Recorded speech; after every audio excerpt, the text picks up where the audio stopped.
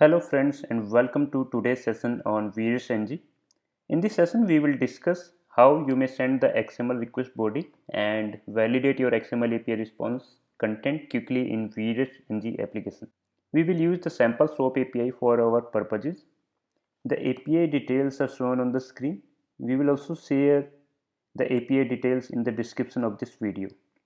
So this is our sample public API which basically adds two numbers which we have shown over here like 5 and 7. We are adding two numbers and the result will be displayed as a response content. The request header we will use for our purposes is text oblique XML. So let's create this test case in VirusNG application. This is my installed version of VirusNG instance. For creating a test case, first click on this plus icon available in the left pane, and then you may provide the API endpoint over here. So this is my API details which I have on my text editor. So let's provide the API details over here. As this API consumes a post method, then you may select the request method as post, and you may provide an optional summary so that the other team members can also understand it better. Now click on this confirm button over here to create your XML test case.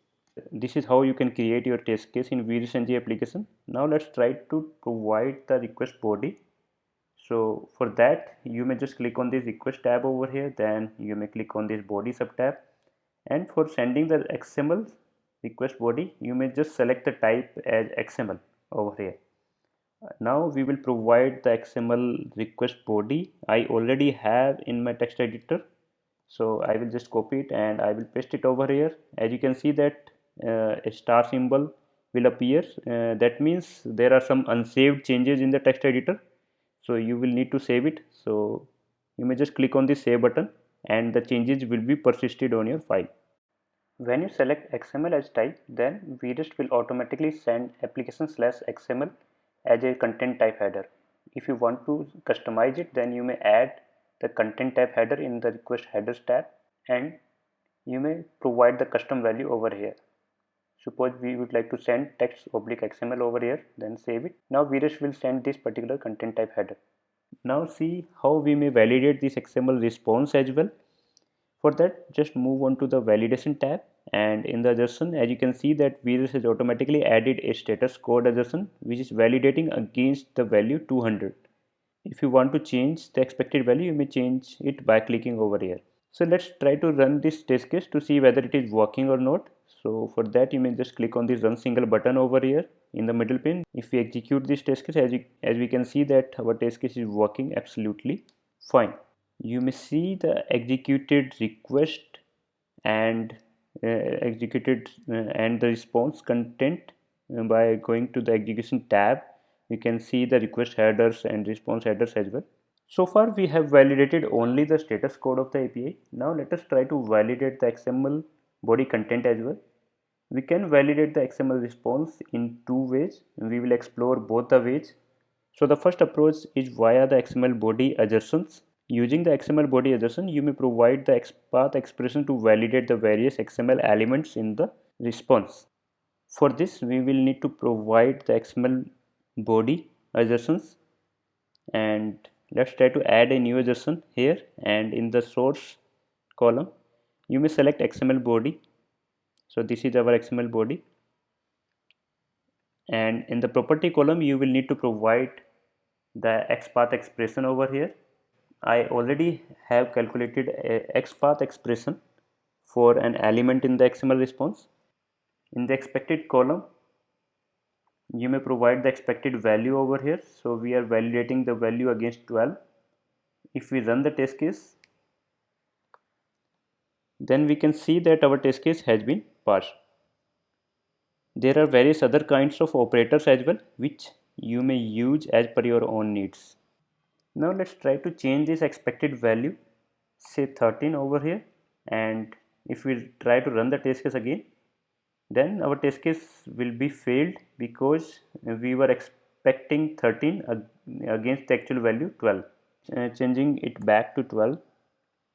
Now let us see our second approach to validate the XML response body directly instead of providing the XPath expressions which are a bit complex. And for this, just open up the expected body tab and then click on this enable expected body button over here. If you have executed the test case, then this expected body will be generated automatically, and that's it. Now if you run the test case again, then VREST will compare the expected response with the actual response body, and if it matches, then it will mark the test case as passed, otherwise it will mark it as failed. So let's try to execute this test case.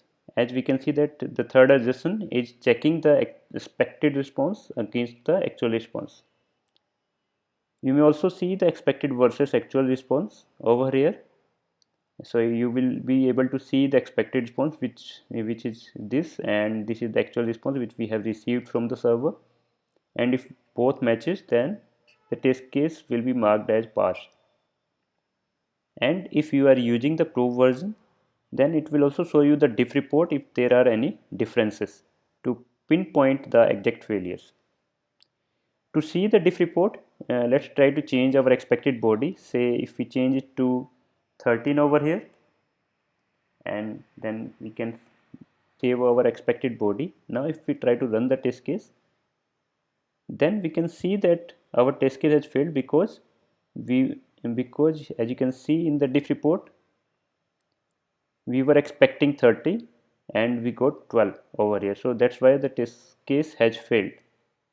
To handle this, you may simply click on this copy actual to expected button as well, and it will automatically fix your API test case. And if we try to run the test case again, as we can see that our test case has been passed.